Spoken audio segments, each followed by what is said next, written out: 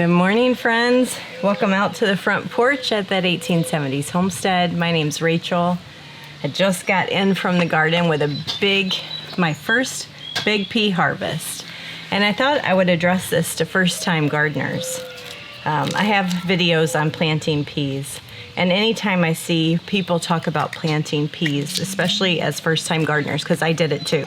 You plant like 20 pea plants, thinking you're going to get a pea harvest. And the thing is it takes a lot of peas. If you're looking to replace, a grocery store bag of frozen peas or peas fresh from the produce center. So I thought I would stay tuned to the end because I thought I would show you. This is a 22 quart, I think, 18 quart, I don't know, bowl. How many peas do you get from a bowl like this that you harvested from the garden? So I've noticed, I've only shucked now a few of them. I have noticed that my peas did not germinate super well. So that's what I like to see. I like to see a pea off every single, let's see if I can find one. One pea for every pea that should have formed. Okay, that one's good too. Hold on, I will find one that's a bad example. I've seen a couple now. Oh, still a good example. These are Mr. Big Pea from Haas, my favorite variety to grow. They give you a nice big pea, which is probably why they're called that. And I just like, if I'm going to grow something, I want it to give me the most for my money and my time and effort. So, okay, I think this one's going to be a good example. I can feel it. It's kind of void. Yep. Okay, so that's a good example of what I don't like to see, where 2, 3, 4 peas didn't form. I'm not sure if it was we've just had a super hot early summer. Like up into the hundreds, and I'm guessing that one only produced 2 peas. I'm guessing that had something to do with the success of the pea harvest. So maybe not an exact comparison as to if I'd had a perfectly good season, but it'll give you a good idea. Okay, I haven't made that big of a dent, but what do you do with all these? So don't throw those away if you don't want to anyway. I freeze usually probably 2 freezer bags worth every year, and big gallon size freezer bags, and I use my pea pods to add to vegetable stock as I'm making vegetable stock. So I'll do that again this year, but I did want to show you examples of something I struggled with too as a first time pea grower is when do you know when to pick peas? And I still get it wrong sometimes. So, okay, this one's got a lot of give to it. This one hardly has any give to it. So sometimes they can fool you on the vine because they look really swollen, but just take your time to squeeze them, and that's still got a lot of give to it. Let's open it. Decent sized peas, but not fully formed all the way. And maybe you like them really small, but like I said, I really like to get everything I can out of my pea harvest. Now this one had no give. Nice big peas. Not split yet. You don't want the shells to start turning like an opaque color or yellow. This one too. Those are pretty good peas, but they could have gotten a little bit bigger. So very different for shelling peas than if you're harvesting what do they call them? Sugar snap peas. Sugar snap peas you definitely want to pick still young and tender where you can eat the pod and all. Shelling peas, you don't eat the pod. It's very fibrous. So another thing I'll do with pea scraps, I'll feed them to the chickens, feed them to the pigs for compost or added bacon flavoring. And oh, beautiful peas. Gosh, guys, these are such good peas. What else was I going to say? Or you can try, which I think I'm going to do this year. I'm going to freeze a bunch, and I'm going to try some, since I'm letting my garden rest next year, just some in-garden composting. just dig trenches in my garden beds and bury a lot of my vegetable scraps from the garden. And we'll see what that does to the garden soil. Todd and I were looking at a pea shelling machine that we saw pop up on like a Facebook feed today in a homesteaders group or something. And we're like, oh, that would be amazing, because this is such a tedious task. It was like $800. I'm like, that would take a lifetime of growing peas to pay for itself, or you'd have to do it commercially. All right, well, I am about halfway through the bowl. Ooh, that's a good one.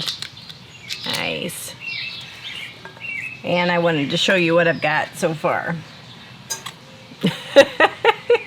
Like I said, it takes a lot of peas to make enough for a harvest. So I want to talk to you guys now about planting. In case you're new to my channel, you know, when I see friends or new followers or anything planting peas for the first time, and like I mentioned, you know, they might be planting, you know, 10 or 20 plants. I'm like, you know, you'll be lucky if you have enough for salad, or you know, a meal for two as a side. And then I've seen other friends that, you know, might plant 100 plants or something like that. And that's where I get to, it really depends how much you like peas and what you want to use them for the season. Now, we are not even once a week pea eaters, but we do eat them regularly, like in chicken pot pies and Asian-inspired dishes. And so I try to plant 350 to 500 pea plants. Now, that sounds like a lot, and I've shown it in my garden several ways. But you can plant a lot of pea plants using the Square Foot Gardening Guide. So I will go for 9 peas to be planted every square foot. So you can really maximize your harvest, even if you have a small space. This year I grew them in my green stalk garden planter for the first time, and some of these are harvested off of that. Now, could I ever replace my garden quantity with a green stalk? No, but I could definitely get enough for a couple meals for fresh eating during the summer. So, yeah, I just thought it would be a worthy video to come out here and really show from real life how many peas do you need to consider planting if you want to put up a year's worth of peas. Now, what a year's worth of peas means to your family versus my family versus your best friend or your neighbor is different. But I would like personally to get 2 gallons of peas put up a year. Now, this is probably harvest 1 of, I'd say, about 3. I'll do probably 3 pea harvest. And so once a week from here on out, I'll go out and pick peas till they're done. And we will have plenty of peas for our family's needs for the year. And yeah. So stick around. I'll be back at the very end, and we'll see how much did this big old bowl give us. All right, down to my last 5 or 6 peas, and I had an observation, so I wanted to show you. Peas grown in the green stalk. Let me pick some. So 3 peas grown in the green stalk, different variety. I think they were like a burpee pea. And these are the Mr. Big Pea grown out in the garden. Look at the difference in color of green. So could be just the variety, but it could be grown in delicious, yummy soil and grown basically in potting mix with some worm castings. Just thought I'd share that with you. Yeah, we got a lot. I'm very happy.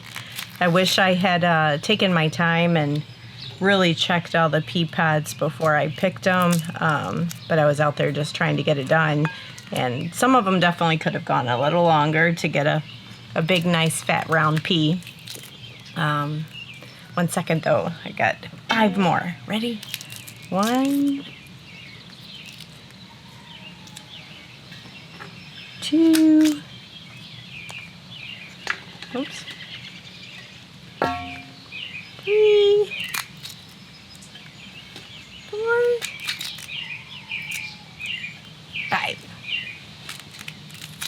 Okay. And this is the end result of